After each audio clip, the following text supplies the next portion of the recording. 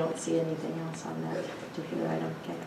So the next item on the agenda is the discussion about the Tukwila School Board Policy number 5149 that Dawn requested be put on the agenda. So I will, you've seen information in the board briefing and then again in the meeting materials. So you've had an opportunity to see the data that supports this and also the policy.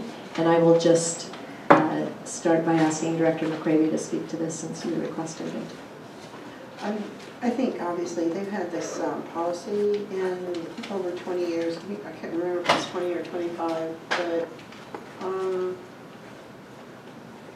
think that this policy should be in everyone's policy list. And so if not this, something similar that drives that. And if you recall, I was very interested in a partnership with the local cities as well, the school district and the cities, because as they found over time, Tukwila School District initiated this, but the cities have picked up a lot of it because they found that there was a need for it within the city that they didn't realize existed before.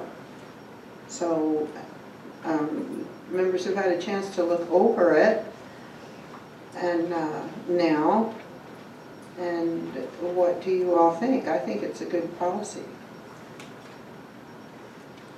You know, I think it's a good policy as well. You know, I'm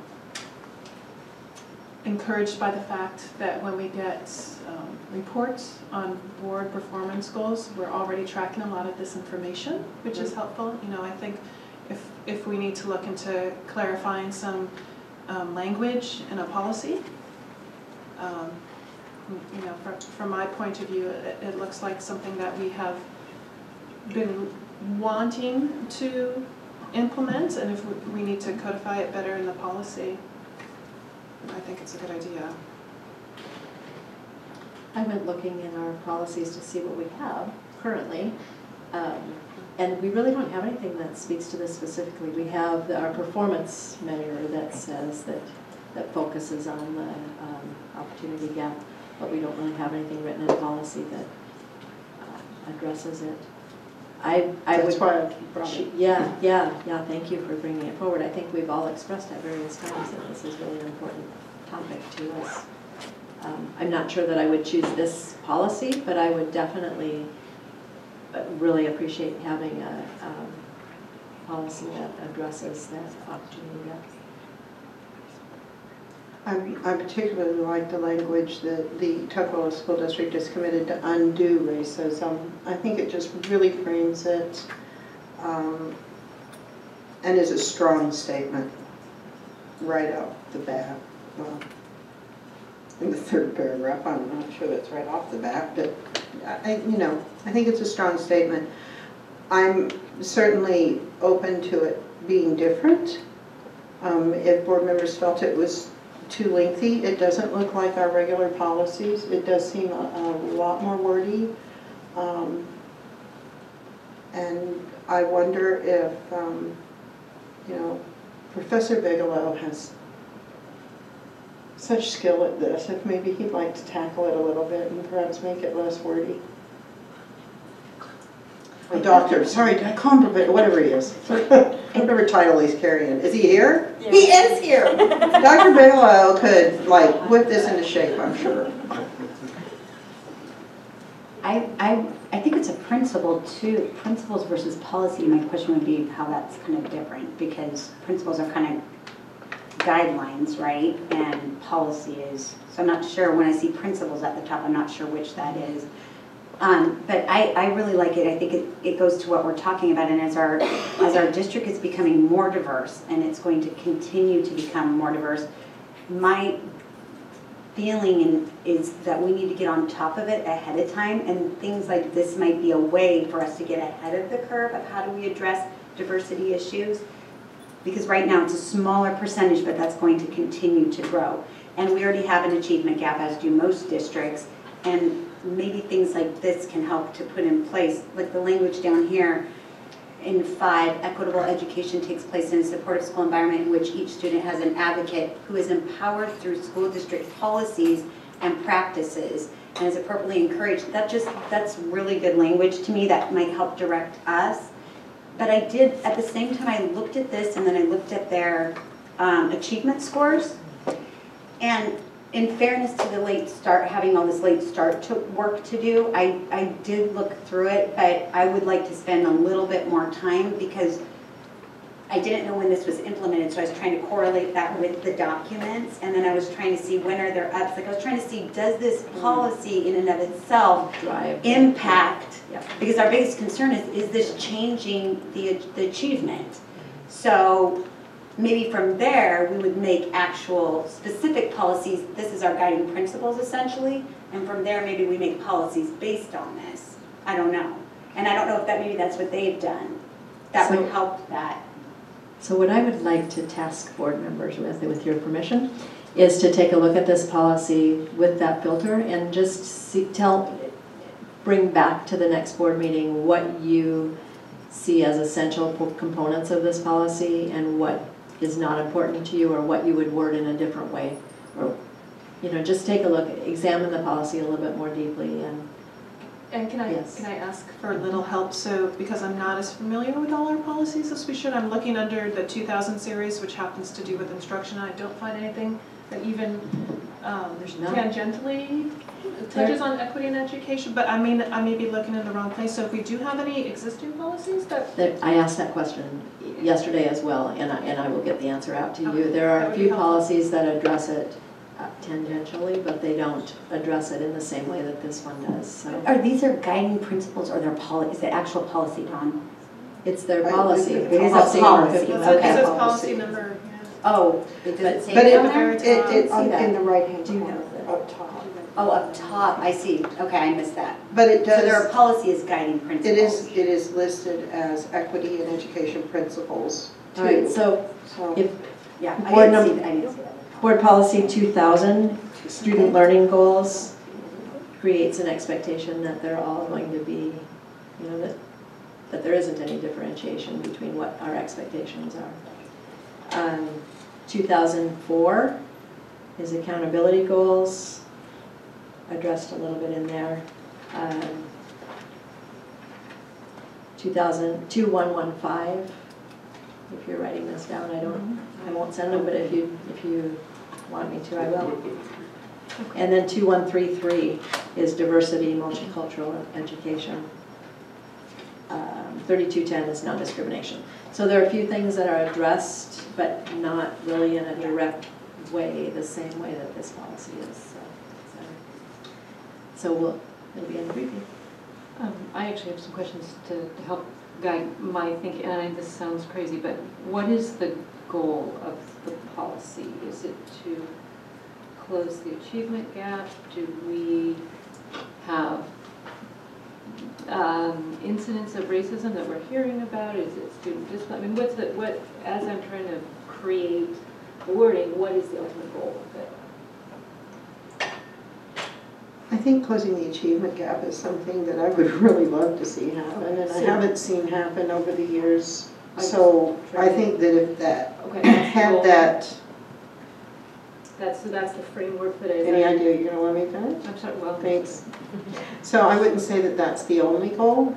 I would think that that's always an overriding goal for us. But with the racial tension that has been growing in the U.S. and I had a conversation about that this weekend, where it's maybe not spoken behind your hand so much as it is just coming right out. I don't like you because of your race. And maybe we're being a little more honest in our conversations as a nation, but I think that that pushes us even more toward a very clear understanding that we don't expect children to be treated differently because of their race. okay. Also in the works is a bill that's going to be dropped by Luis Moscoso, once again, on equity on school boards and whether we reflect our community. Right. And I think that being ahead of the curve and stating right up front what our beliefs are in terms of ethnic equity in the school system is a good idea. Okay, so that's a lot, so it will be a very wordy. Yeah, I don't mind the policy. Okay, so you're trying, we want to cover I'm just a lot of saying it ground. doesn't look as much like it. If that bothers other board members, maybe we need to look at that, but it doesn't bother me at all. Okay, and then my next question is which cities, you talked about connecting with cities, which cities were you planning on I would think connecting any with? city that we butt up against, and I know that Kirkland is a much smaller piece of us, And but, Redmond and Bryan. right, but 'Cause I guess- perhaps working with the three main ones would be a Okay. good start. So, and then do you have kind of a vision of the message that as you go to, again, I'm trying to craft this in my head, and right now it's really, really big. When you go to the cities, what's your thinking of how you I think that could be even policy conversations between board members and city councils about this policy to begin with. We've approved this policy. We want to partner with you. We think you could maybe use a similar policy. But there is a committee that's appointed in Tukwila within the school district that operates to clean up the language in this policy. So that's a school employee thing. That would be staff that, and you know, community members just working as a committee to say, this language is still reflective of our values and isn't full of outdated language, similar to Dr. Bigelow's work. Okay, so now I'm muddled again. So I guess what I'm asking is when you contact these cities and say, we have this vision of creating a policy that you will adopt as well, then when they say, what's the policy, what's your vision of that answer? So I can write it down. Well, I could see it being a conversation between board and council members, and I would say that we could provide them a copy of the policy. But that's and what I'm say, asking, what is that, in your mind, what is that policy looking like as you're contacting, say, the city of Auckland, saying, we, the North Shore School District, have created this policy that we would like you to adopt as well. Here's what the policy is, and what I'm trying to vision is, what is that? So tell me what your answer is going to be to them when they say, what is that policy? Well, we don't Sandy, have- are you we asking don't what have the a link policy. between the city and the I'm just, that's what school I'm trying to figure district? out. or- I'm trying yeah. to, how am I going to come back in 2 weeks with some wording, and I'm really muddled at this point as to what this is. So that's what I'm trying to kind of give you something of, okay, so we've gone to these cities and say, we want to work together to be with you this policy. Here's the policy we've created. What do you envision that policy saying? You know, maybe it might be easier if we break it into a couple steps. You know, the fact that we don't have an equity policy, and I would, you know, like to add, if we could not just have it be race-based, but maybe creed-based as well, based on other current event issues, that, you know, our diversity is changing not just on a racial spectrum, but also on a religious and, you know, geographic as well. And so, you know, we having some guiding principles about how we want to approach this as a school district is a first step I think we need to do. And then when we settle on that, you know, approach it. We have different relationships with different cities, which maybe is why it's so hard for you to imagine how we're going to go No, forward that from is, there. I just can't figure out how to condense this, or now I'm hearing something different, so now I guess I'm really So- confused as to what okay. our purpose. So my instructions, my request of you was probably not clear. I'm not asking you to come back with a policy. Okay. I'm asking you to look at this policy and identify areas that are important to you that you agree with, areas that you do not agree with. I think this is also a resource conversation, because if we are talking about policy, there's going to be resources attached to it in order to carry out the policy. So I want us to think about and identify what we are in agreement on that we want codified in policy. And if the board is not interested in having a committee to update it, staff would normally update it through the course of its thing. It's just an extra step that Tukwila has added on to their process that includes community input. And so that's just a suggestion. What she's asking of us, is that matching what No. you're hoping? That's a later step. I didn't understand just about anything you were saying, because it Picking made, up on that. I just go, well, once you have a policy, and this is just an example of a policy, Right, but but I once you don't- have it, then that's what you would give them. Right, So see, are- I don't know what that is. Okay. So are board members okay with? I don't know what that is. And you have an idea of what that something is that I'm not understanding. So is that acceptable to board members, that you just identify areas of this policy that are acceptable to you? If as you're The lens reading, I was looking at through just was through the achievement. That's Yeah. kind of what Yeah. the lens I use to look at. exactly, and the data that was Thinking provided about was what helpful. we're being presented with all of our policies, and looking at these different categories, if that helps any. That's It kind of does, how I was that's looking what I at was it. thinking, is that we were coming at this from different lenses, and I was trying to make sure that there was commonality in those two lenses we were looking at it through. So I was thinking about this through the lens of achievement as well, which is why I included Tuckwilla's achievement data, Got it. because it prompted That's sort of the probably what same, prompted me to. the same think of question that you because I had asked, the which data in front of is me. can we look at the policy and look at the achievement data and see that There's a connection. there's a connection or there's been a positive difference from that. But what I can do as well is I will put in this Friday's briefing the several policies that Janet read off that we have that touch on some aspect of this policy, although none of them in their entirety are reflective of this policy. And maybe that will be of help as well in the process of board members doing some reflection on what elements of this policy may be appropriate for our district. So I will spend the next 2 weeks looking at this with the goal of closing the achievement gap. I think that's a good way to frame it. And that would not be my only goal. But I think this is a policy that should have happened 25 years ago. So But at least that can would we be my agree that we goal. will all look at the policy and Yes. extrapolate what we are, okay. And I'll make sure that that is articulated in specifics in the Friday briefing as well, so that walking away from a long meeting, you won't say, shoot, what was that we're supposed to do? So that, look for that in Friday briefing as well. Okay. All right, we'll move on to the next agenda item, which is board reports, and we'll start with Dawn.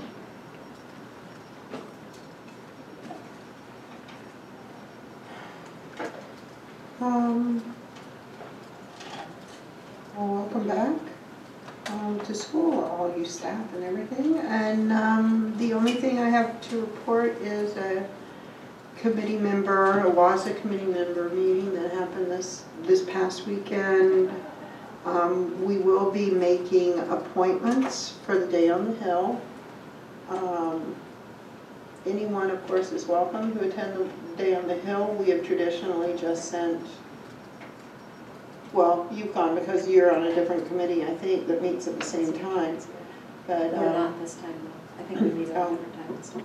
okay, but it would be great if we had more members in attendance. We have traditionally, our district has made the appointments for the first districts and other districts, so I just need to coordinate that. But I'll just coordinate it after the meeting. Thank you, Dawn. Kimber? I had a great break. It was amazing.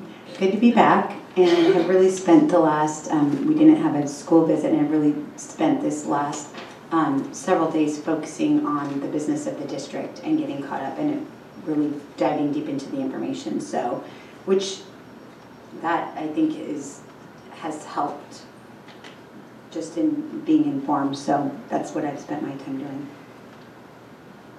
All right, thank you. Amy? And again, happy. I went to PTA, sorry. Oh, yeah. And I did attend the North Shore Schools Foundation meeting last week as well. And also just wanted to note, I did go to the Woodinville High School PTSA meeting on Friday, which Mike Funes was able to attend, presenting information to that PTSA about phase 3 of Woodinville's construction. It was episode 2 of a 3-part series, and again, I asked afterwards, everyone was very thankful for the information, it answered all our questions, and I just want to say thank you again for his availability to attend those meetings. Thank you, Amy. Sandy? Okay, so I'll just pick 3 highlights. Right before break, I was able to attend the last EDTF subcommittee work group on boundary changes, and I've shared this with Doug already, but really what that group has done and the incredible amount of hours they have put in and the thoughtfulness and the planning they have done. I mean, while everybody's not going to be thrilled, it is an amazing work product, and they really deserve, at least from us, a huge amount of congratulations and thanks for what they have done, because it really, the thoughtfulness of making sure schools, feeder patterns were as seamless as possible from elementary to middle school to high school, that as many walkers as possible could walk, that, I mean, it really is an incredible work product, and I cannot thank them enough for what they have created. I actually walked out of there happier than I thought I was going to be when I saw what they had accomplished. And then I also attended the Life Beyond High School event on Wednesday night for students that are not on a traditional path to attend college, and it was a new version of it, and just incredibly well done. A lot of great information, a lot of different schools here, more than I was aware, having programs that are available. And so great event. And then last little one is that I accompanied the Inglemoor Music Department up to Western. They do this every year where they work with professors, and I share this because our bus drivers that are not our school bus drivers, that are contract ones, all of them said in 15, 20 years of driving had never had a group as polite, as respectful, and as clean as this group was. So I just wanted to share that with everyone, that they are doing a great job raising our kids.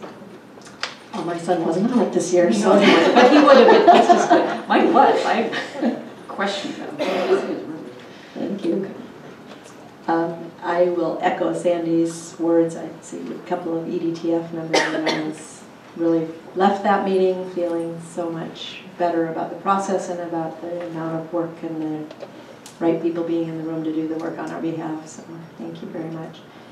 And then the holiday luncheon is always fun. But I recorded and had an opportunity to watch the Bothell High School football game. Is Vicki still here? She's probably in trouble if I... since that's not my high school, but it was such a good game, and they had such hard and good attitudes, and it was so fun to watch them and to hear Coach Bainter. Just very impressive all the way around. It was a delight to get to see it. And then we hosted 2 Japanese high school students over the break, so that's what our break consisted of. But on January 9th, I attended, for the last portion, the Reflections reception. I didn't actually realize that there was going to be a formal program, or I might have come a little bit earlier, but great artwork, and I think that we're going to find a way to have it displayed here, like Sherry said, so that'll be great. Some really supportive work on the part of the arts. By the way, you were complimented last night at the PTA meeting for having the suggestion to bring that into the admin building. Yeah, everyone was really thrilled at the PTA meeting that they were going to have the artwork in the admin building. You know, we talked about it a couple of years ago. I think one of the barriers has been that we didn't want to lose the students' artwork and not being able to control access to it in the hallway, but I think that we've got some improved technology in photocopying, and we're going to be able to see some of it, so I'm really excited about that. And then I just have some housekeeping things. Sandy and I are attending the Cascadia Board of Trustees meeting on the 21st, next Wednesday. We need a final count for the holiday party on the 24th. Is it just Kimberly and I that have not? That's the school's foundation? That's the school's foundation. Yeah. I can't go. Oh, say that again? I'm sorry. Saturday night, January 24th, is, I believe it's at 5 o'clock, is the North Shore Schools Foundation holiday party. Yes, we will be at that. Okay. So I probably need directions or... Okay. And I don't know, Dawn, No, not attending? I already said I. Oh, okay. And Sandy already responded also, so I'm a yes as well. February 2nd, conversations with the board. Unfortunately, that falls during the Advocacy Institute in DC, and I will be out of the state and unable to attend that and the Bear Creek visit. I think it is the school visit. Yeah. Is there anybody else that knows now that they're not going to be in attendance at the conversations with the board, or is that later information to come? Is that, and I'm looking at Kimberly, I know you have some complications that we... No, but I'll be there that. Okay. And barring that there's something that I would need to let you know, otherwise we'll be there. Okay, great. So Not we, I. It looks like 4, everybody else is there, great. Sandy brought to Is my... that at Inglemore, Janet? That's It is at Inglemore. It's a Monday night, it's not a Tuesday night. In the library, right? In the library, Okay. correct. Yeah. Sandy brought to my attention that the National School Board Conference is ending on the 21st, I think it is, or ending on the... Sorry, let me get my calendar. We have a retreat scheduled on the 24th. It ends on the 23rd. Sorry, it ends on the 23rd. It starts on the 21st. And we have a retreat scheduled from 12 to 6 that day, and Sandy thought it would be prudent to bring that up and make sure that that's still a good day to do that, and recognizing we're limited in the days. Yeah, I mean, for myself, I don't know what we do about it. I probably need to check. I honestly haven't even looked at what my plane schedule is. I don't even know if we've made a plane ticket, have we? And then we're coming from Tennessee. So that's the next item on my list. What? For you and Dawn to check in with Cindy to, it says flights are about 7 to 8 hours long. Yeah, so I mean, coming back, Yeah. and then they're 2 hours ahead, it doesn't get over. I mean, we probably won't be home, just like last year from New Orleans. I mean, my guess is we'll be home, late, but. So Cindy needs your preferences for time of day, meals, and seating for the flight to Nashville. And then, I don't know, is it? Do you want to think about that, and we'll discuss that again on the 27th? I have to discuss the other thing with her, so I'll get together with her afterwards. I don't know if there's a choice. I mean, when else are we going to have the board retreat? I think maybe next time, we'll talk about it again next meeting, because Okay. you'll know by then what your flight Okay. is, and we'll be able to tell whether we need to move it. Does that sound all right? Okay. Yes. All right. And that's the end of our agenda for tonight. So we'll adjourn this meeting, and we'll meet at 5:30, 5:25? 5:30 in room